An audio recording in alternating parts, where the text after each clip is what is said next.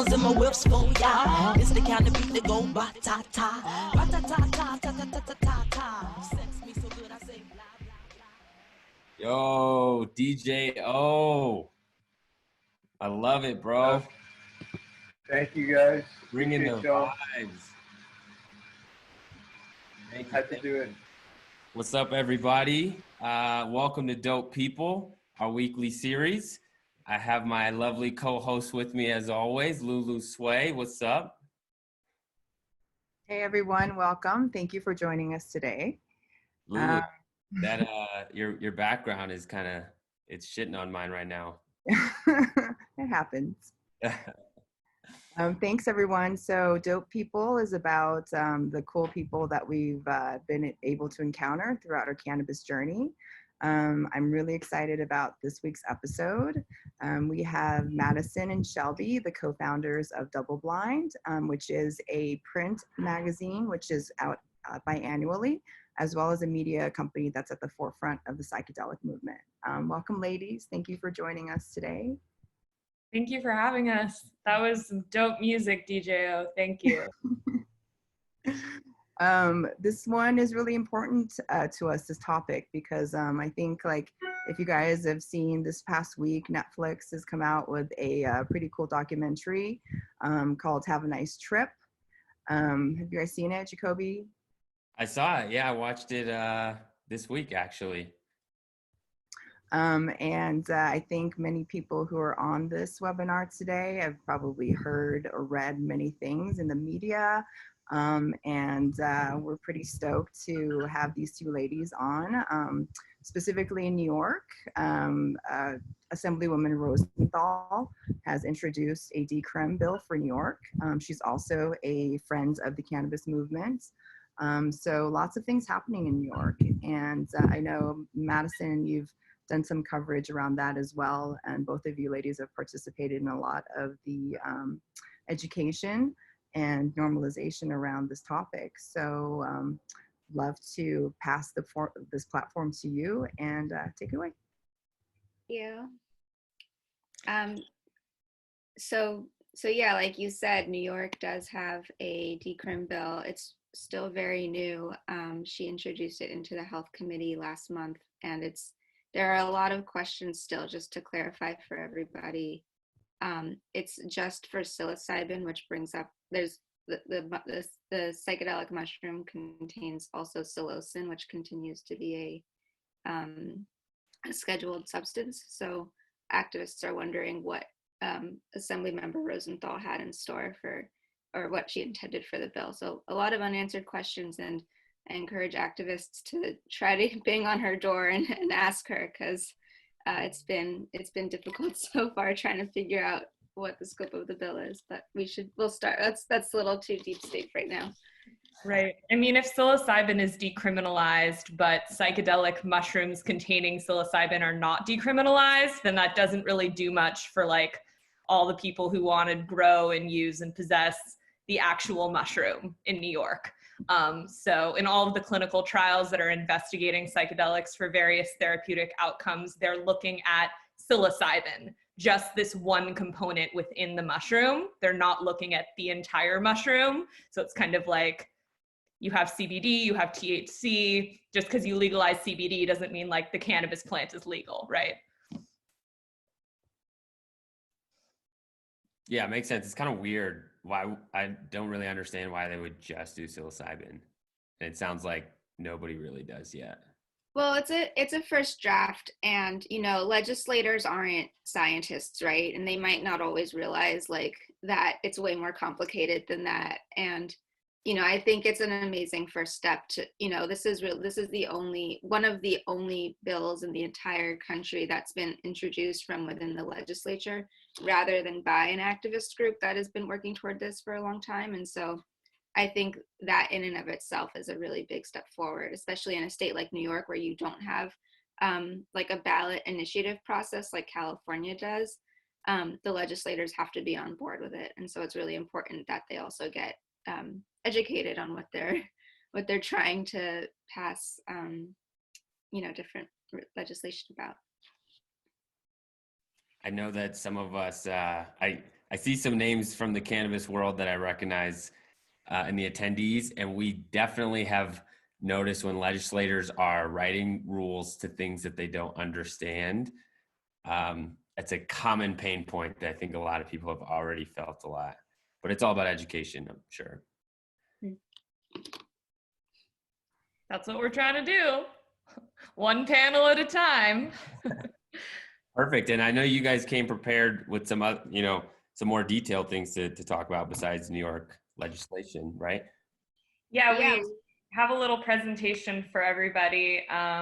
There's so much happening in the psychedelic movement, literally from like what's going on around the ayahuasca tourism industry in the Amazon to like the decriminalization bills to ibogaine clinics in Mexico and elsewhere. Like this is a massive topic, but because most of the people tuning in are, I think, in the cannabis industry or interested in the cannabis industry, we decided to focus specifically on the comparison between these two movements and kind of how psychedelics is following in the footsteps of the cannabis movement. So I'll just share my screen. Is it shared, Lulu and Jacobi? No. I don't think we can see it.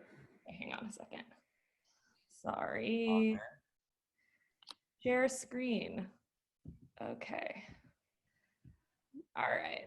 There we go. Perfect.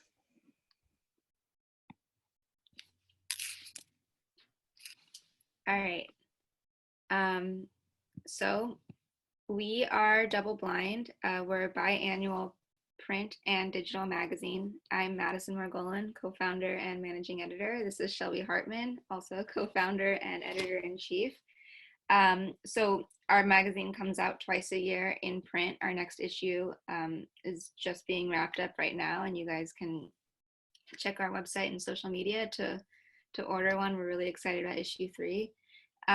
We also publish content on our site every day now. We just wrapped a course on how to grow your own mushrooms, so it's sort of an educational online course. We're going to be having more online educational content and courses, webinars. We have one on psychedelics and sexuality coming up. We've had classes before on breathwork or integration. And when it's not COVID times, we also put on events. So we've got a lot happening with Doubleblind, and our priority is really to not just cover the psychedelic movement, but to use psychedelics as a jumping off point to discuss all sorts of things. So the same way cannabis is a way of talking about science, medicine, policy, criminal justice, psychedelics also are a way to talk about mental health, spirituality, environmental justice, social equity, queer culture, all of the above. And I think that's because cannabis and psychedelics really touch so many aspects of society and are present in so many facets that people might not even recognize on first glance. And so we're dedicated to bringing that conversation to people who are curious about it. So I don't know how familiar everyone is already with what's going on in psychedelics, but just a little bit of an overview. A lot of I'm imagining a lot of people who are listening have done a psychedelic before, but a lot of America, when you ask them about psychedelics, still think of Timothy Leary and Woodstock and the sort of like quintessential iconoclastic counterculture of the 60s and 70s. In 1971, Richard Nixon passed the Controlled Substances Act, which if you're in the cannabis industry, you definitely know about. At the same time that he scheduled, at the same time he scheduled LSD, psilocybin mushrooms, just all the sort of classic psychedelics. It wasn't until the 80s that MDMA joined those substances on the Controlled Substances Act. But when he did that, there was a decades-long ban on research in the United States investigating psychedelics for therapeutic potential. And it wasn't until the early 90s when Rick Strassman got approval through the FDA to investigate DMT. This was in New Mexico in 1990, that it sort of marked the beginning of what a lot of people refer to now as the psychedelic renaissance. In 2006, a really prominent researcher from outside of the psychedelic movement named Roland Griffiths got approval to investigate psilocybin for end-of-life distress at Johns Hopkins University. So basically they were administering psilocybin to terminally ill patients with cancer to try and figure out if having a trip was going to help them contend with the fact that they were dying and help them deal with the anxiety and depression that comes along with dying. And the results were absolutely magnificent. And Michael Pollan published, before he published How to Change Your Mind, the New York Times bestselling book on psychedelics, he published an article in the New Yorker called The Trip Treatment, which talked about this research at Johns Hopkins and really kind of put it on the radar of like mainstream America that psychedelics were back, that psychedelics have a lot of potential to disrupt the current mental health paradigm that we're in. Today, we have tons of psychedelic research happening all across the United States and the globe. The primary research institutions are Johns Hopkins, NYU, Imperial College of London, and King's College in London, but also there's trials that have happened at UCLA and in Brazil and in Spain and really all over the place. And we're seeing that psychedelics are being researched for so many different kinds of things, like more things than you can possibly imagine, for alcoholism, opioid use disorder, post-traumatic stress disorder, eating disorders, recidivism among people who have been incarcerated. I mean, it's like really, it's a massively long list. The two substances that have been shown the most promise in recent years have been MDMA, sometimes referred to as ecstasy, although they're not quite the same substance, but MDMA for post-treatment resistant post-traumatic stress disorder, that will likely be legal in the next 3 years as a medication through the FDA. It's been fast-tracked by, I see Jacobi going, wow, it's because it's been given what's called breakthrough therapy status by the FDA, because it's shown so much promise to treat people with PTSD who have not had luck with like any treatments that are currently available on the market. Psilocybin, the psychoactive component in psychedelic mushrooms, has also been given breakthrough therapy status by the FDA for treatment-resistant depression. There are more than 100 million people around the globe with treatment-resistant depression, so this is like a massive, massive problem. And what they're seeing in these clinical trials is people trip like a few times and they're basically cured.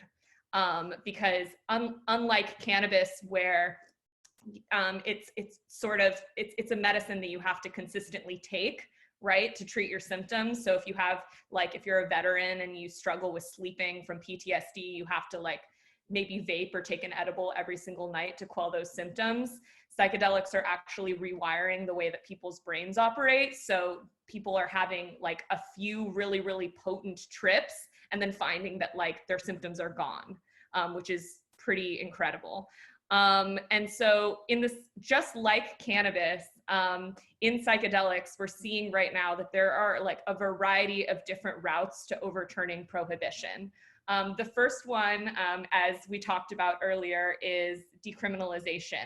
We saw this happen as well in the cannabis movement, right? Before cannabis became legalized for medical and recreational purposes, we saw that it was decriminalized at the local level, meaning people could not be criminalized for the possession or use of cannabis, although it still wasn't legal. So last May, a lot of you probably heard that Denver became the first county in the United States. Are you located in Denver? You're going like this. Born and raised in Denver. Okay, so Denver became, and it's the county of Denver, by the way. A lot of people think the city decriminalized it, but it's actually the county that decriminalized the possession of psilocybin. And nobody thought it was going to pass either. People were like, holy shit, watching the numbers come in at the polls. It was pretty amazing. Less than a month later, Oakland followed and decriminalized not only psilocybin, but all naturally occurring psychedelic plants and fungi. So that includes ayahuasca, San Pedro, you name it. If it has a psychedelic property and it comes out of the ground, you are now permitted to possess it and use it in Oakland. And then earlier this year, Santa Cruz replicated Oakland's initiative and also decriminalized all naturally occurring psychedelic plants and fungi. Now, there are actually more activists in more than 100 cities and counties across the United States that are trying to pass decriminalization measures. So we're seeing that the decriminalization movement is sweeping the country super fast. It's going to be really interesting to see in the next year or two which cities and counties actually get bills either through the legislature, city council, or just passed through at the polls. And then the other route, as mentioned before, is through FDA approved research, meaning a pharmaceutical company puts millions and millions and millions and millions of dollars into researching a psychedelic compound, getting it approved by the FDA. But the upside of this is that grandma who doesn't want to just buy psychedelics from Joe Schmo, but potentially it could really help with her anxiety and depression, might be open to it. The downside is that if you don't have a condition that a psychedelic has been approved for, then you're not necessarily going to be able to get access to it as an FDA approved medication. You might be able to get access to it with something called off-label use, meaning if MDMA is approved for PTSD, people might be able to get prescribed MDMA for other indications like sexual trauma or addiction or something like that, but it won't necessarily be covered by your insurance, so it'll be super expensive. And then the last sort of thing that's happening in the psychedelic movement right now is that we are seeing that a lot of investors, particularly investors who have already been in the cannabis space, are getting into the psychedelic space within the last year or two. And they're kind of seeing psychedelia as the next green rush. And this is making longtime psychedelic advocates pretty nervous because we're just not exactly sure what everyone's intentions are who are getting into the space. And we just, at Doubleblind, the thing we care most about is healing and making sure that the most number of human beings who are suffering have access to healing. So when for-profit interests come into the space and they start patenting psychedelic compounds and things, it makes people a little bit nervous about that. But we'll see what happens. It's all developing really fast. So how does this all relate to cannabis? So I like to say that the cannabis movement is about 5 to 10 years ahead of psychedelics. Rick Doubleblind, the founder of MAPS, the Multidisciplinary Association for Psychedelic Studies, has said that medicalization precedes legalization. And what that means is passing or getting these medicines or getting psychedelics and cannabis through the medical route to post-prohibition sort of primes people for a greater, more liberal conversation in general. So what do I mean by that? I'll explain kind of how cannabis kind of came to be legalized and then why that matters for psychedelics. Cannabis, people often say, followed the route of gay marriage, actually, right? So if you knew somebody who was gay and wanted to get married, it sort of helped destigmatize it and personalize the conversation. That's something that Ethan Needleman, the founder of Drug Policy Alliance, has mentioned before. With medical marijuana, most significantly, the AIDS epidemic of the 80s is really what got people to change their minds about cannabis and to start seeing it as a medicine. So in 1996, California was the first state to legalize medical marijuana. mainly in response to the fact that so many people, this was done in the epicenter of the legalization movement was in San Francisco with Dennis Peron, and that was mainly to combat people who were suffering from AIDS. And again, the reason that people started to open up to cannabis as a medicine is because maybe you knew somebody who was dying or that really, really needed the medicine itself. In 1996, that was actually about 30 years almost after cannabis had already begun to have been studied by scientists in Israel. So in 1964, Dr. Raphael Mechoulam, who's an Israeli scientist, was the first to isolate THC. So again, the conversation already, at least in the medical community internationally, was beginning to shift and beginning to look at cannabis as a medicinal substance rather than as a quote unquote drug that was going to get you fucked up or get you high or whatever. And we're seeing that also with psychedelics sort of being rebranded as wellness tools and medicines rather as drugs that are going to make you lose your mind.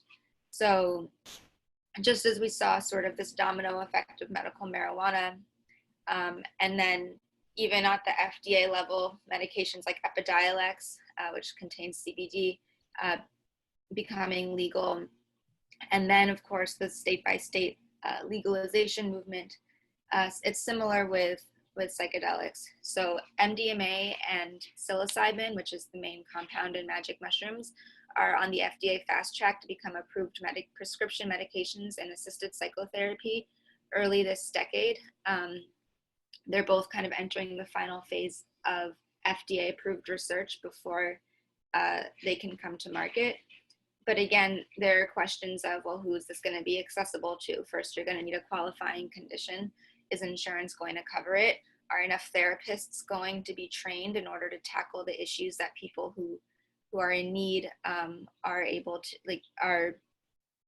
that the people in need actually need to deal with? So for example, Monica Williams, who's been working with MAPS, has expressed that there's an issue with regard to training enough therapists of color in order to be able to deal with race-based trauma, which is obviously as big an issue in this country, if not bigger even than the trauma that our veterans are facing, or issues of trauma from sexual assault and stuff like that. So really, really the therapists who are getting trained need to be trained in all of the areas that people need help for and are traumatized by.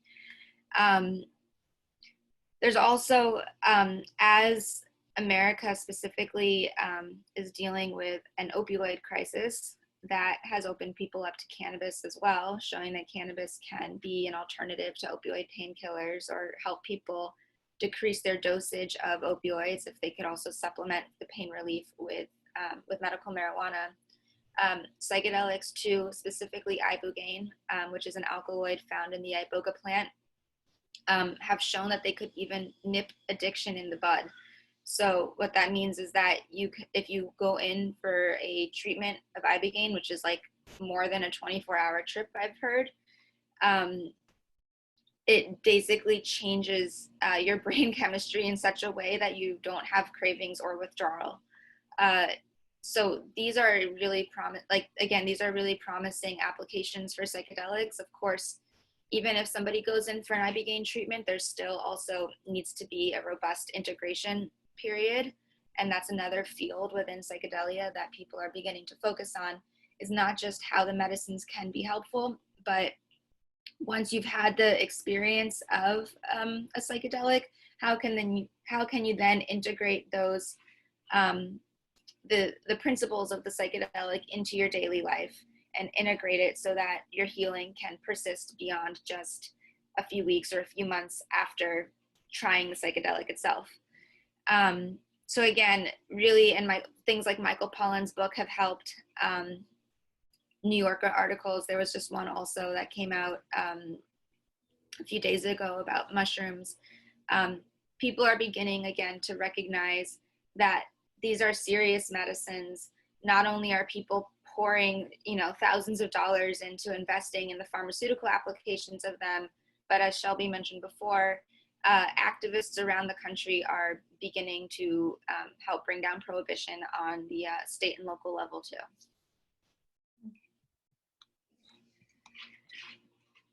So in the same way that cannabis kind of went through like a rebranding of sorts, psychedelics are about to do the same thing.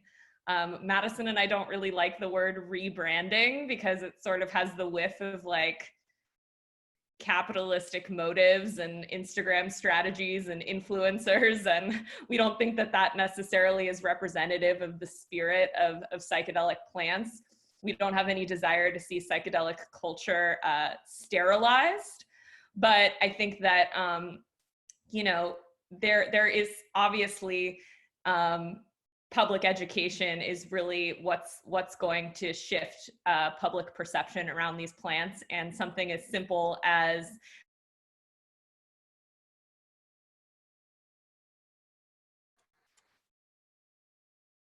Shelby, I think we lost your audio, or is that just me? hello. Yeah, Okay, start we're up just that again, Shelby. Okay. That's good. It's always better the second time around. I was just saying that I remember, I'm gonna take this a different route. I remember when I was first hired to be a cannabis columnist at LA Weekly, and I went, the first story that I ever covered was the night that Trump was elected. Let's not talk about that night at length too much, but I was invited to cover a party that was watching the results of Proposition 64 come in Los Angeles. Prop 64 is the proposition that legalized recreational cannabis in California. And it's funny because even though I had been a cannabis user my whole life and a psychedelic user, I wasn't very excited about covering cannabis because I was like, I don't want to just talk to people who smoke weed all day. And I was like blown away when I went to this party because I discovered what you all already know about the cannabis industry, which is like, oh my God, there's cannabis creative agencies, there's cannabis attorneys, there's cannabis marketing agencies, like every type of like brilliant person you could possibly imagine that is not in the cannabis industry is in the cannabis industry and focusing on cannabis. So that's what we're seeing happen, like just start to happen in psychedelics. There's a marketing agency called Magic that's based out of Denver that's super rad, and they were the main marketing agency that helped get the decriminalization bill passed in Denver. They were behind like all the public education campaigns that went out that got voters to the polls to vote yes for that. There are a couple of cannabis PR agencies that are slowly getting into psychedelia.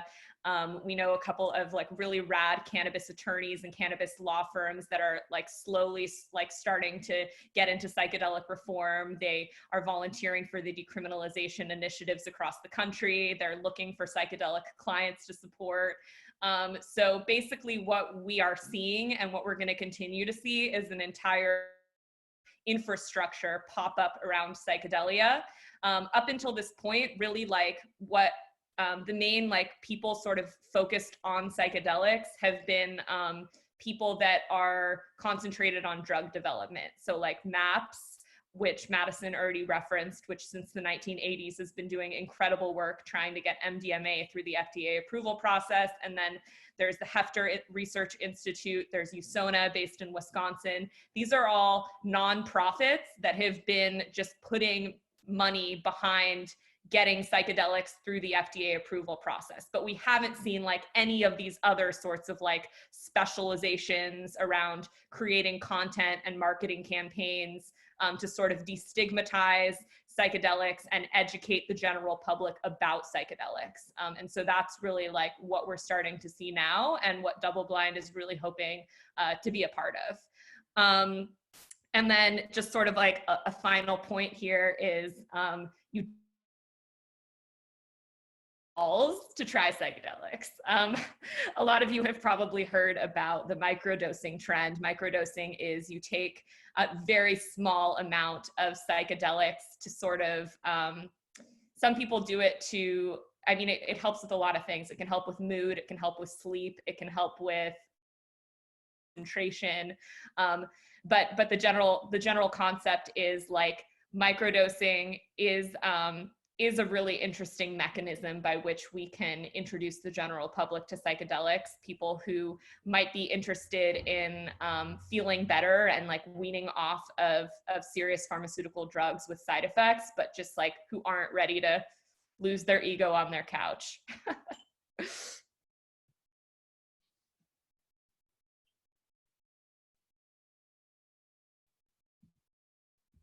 Sorry, I was muted.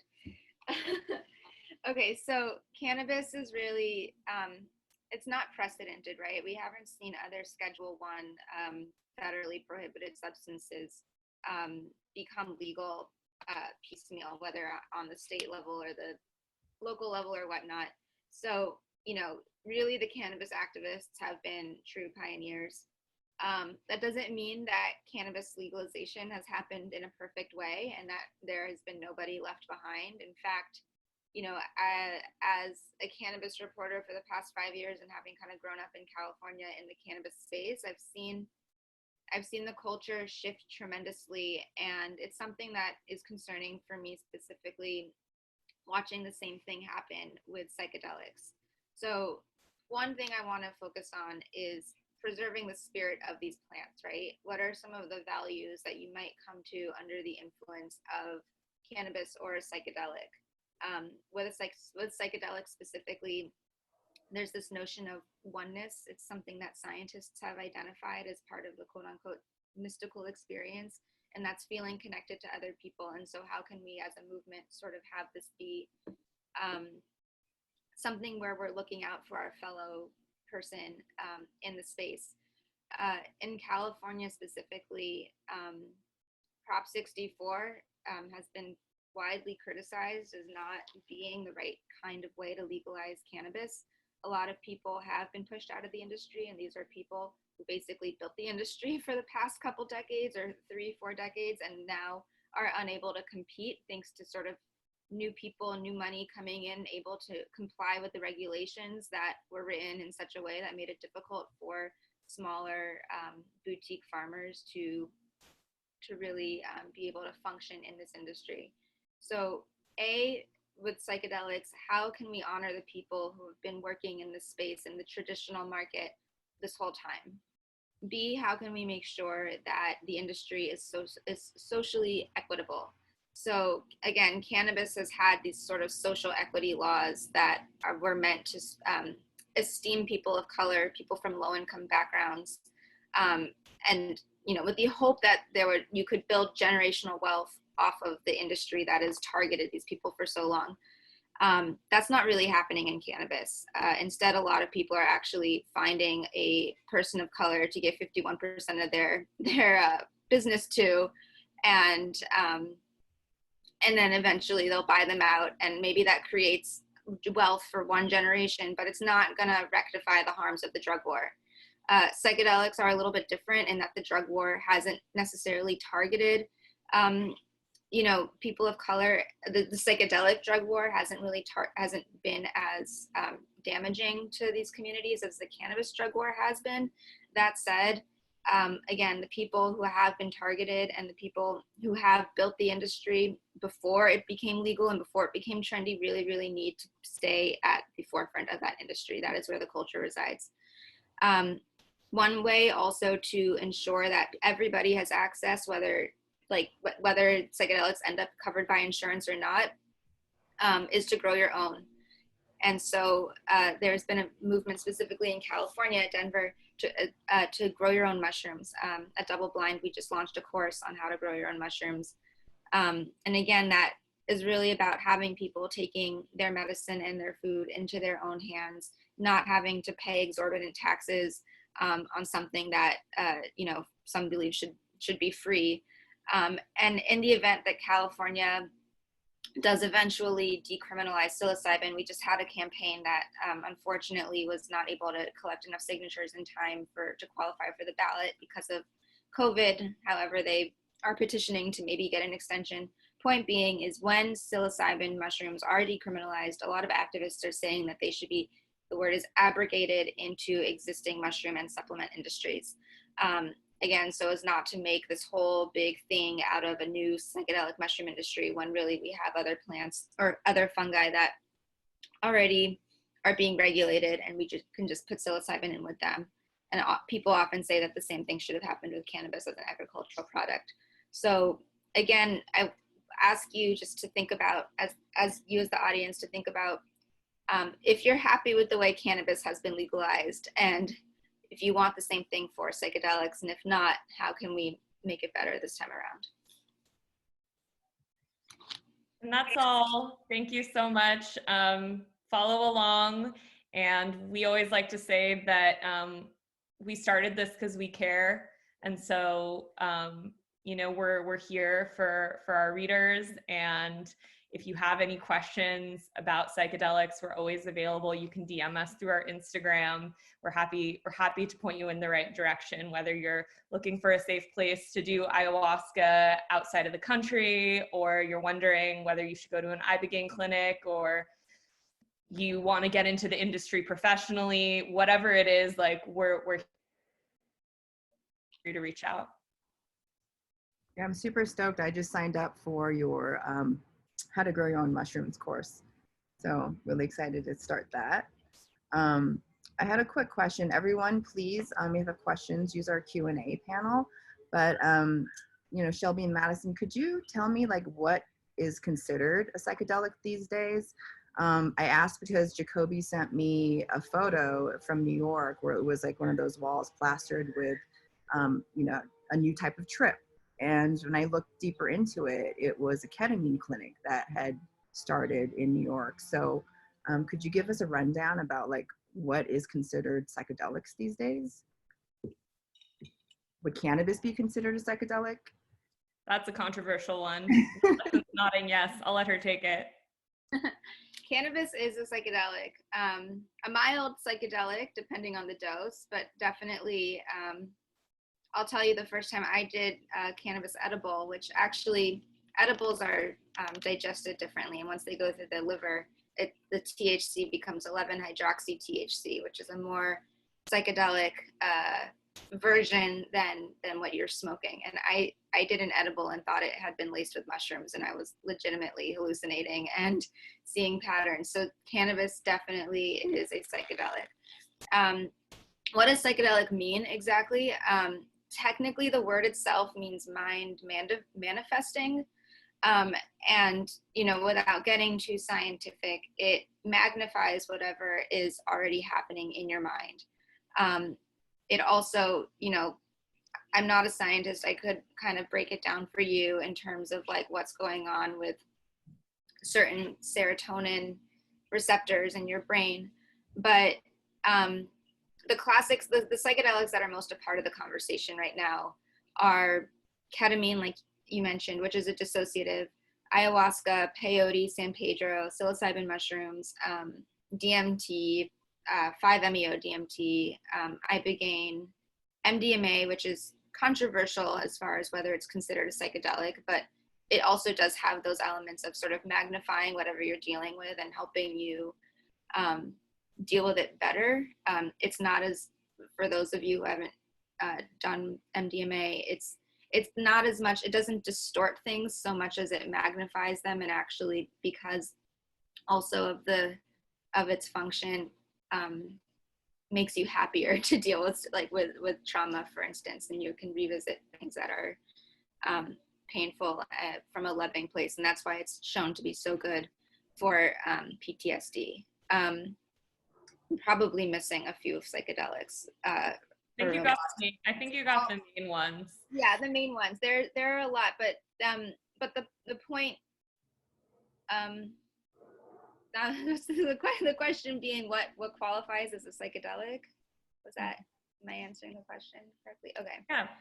Yeah. So yeah, just the difference between, say, something like a psychedelic plant like peyote and a non-psychedelic plant like poppies, for instance, is how, you know, psychoactive and psychedelic are very different things. And again, a lot of it has to do with what is being magnified rather than what is maybe being doled down or lifted. So they're not necessarily stimulants, so they could have stimulant processes, and they're not necessarily going to be sedative. Though again, when you're talking about plants and all the alkaloids that are within plants, you might have other psychoactive elements that aren't necessarily psychedelic as well. I hope that clarifies things a little bit. Yeah. I mean, first of all, the idea of the integration afterwards is really interesting to me. I thought that, you're just supposed to stare at the ceiling for the rest of the night after a nice concert. But my question is specifically, like, if you are somebody that's interested in psychedelics, but you have never tried them, decriminalization is great, right? Like, it gives you an opportunity to maybe explore. But how would anybody even go about, first of all, finding it and then knowing about the efficacy of what they're doing? That feels like a really important piece that we still haven't quite cracked yet. Well, you can take Doubleblind's Psychedelics 101 course that we're about to come out with. It probably won't be out till the fall, but a lot of people have asked us, where do I get a psychedelic? What are the differences between the psychedelics? How do I know which one is right for me? How do I do it safely? It's a very complicated topic. I'll say that that if a person wants to do a psychedelic for a pretty serious mental health condition, like say that they're really struggling with like trauma or depression or trauma from sexual assault or something like that, we would not recommend that the person just like finds psychedelics from whoever and just takes them. That's probably not a good idea. But luckily, there are supportive settings, supportive legal settings for doing psychedelics outside of the United States. So if you are struggling with depression, anxiety, addiction, trauma, any of those things, or there's a variety of other conditions, then psilocybin or ayahuasca could both be good fits for you. And there are legal psilocybin and ayahuasca retreat centers that we refer people to outside of the United States. If you're struggling with opioid use disorder or dependency on heroin, we would recommend ibogaine. And there are also legal clinics outside of the United States for that. Awesome. Thank you. I actually didn't know about that 101 course. That was like a perfect alley-oop. Well, we haven't actually announced it yet. We just decided, like, we sent out a survey to all of our readers asking what they wanted to learn about. And almost everyone was like, just wanted basically, just the basic fundamental, like, how do I even know where to get a psychedelic and how to trip? So makes sense. We do have content coming out. I'll sneak peek about our third issue, but if you've never tried a psychedelic and you want to know which one to start with, all the more reason to read Doubleblind in print. Yeah, we do have an article in there about that as well. How do we get access to your magazine? So you go to doubleblindmag.com. We have online content being published all the time, and then you can also order the magazine. We both have print copies and we have digital copies in case you'd rather read sort of a PDF of the magazine, but it's all at doubleblindmag.com. Cool. We'll add that to our follow-up emails, and especially when that 101 course comes, we'll share that with our network too.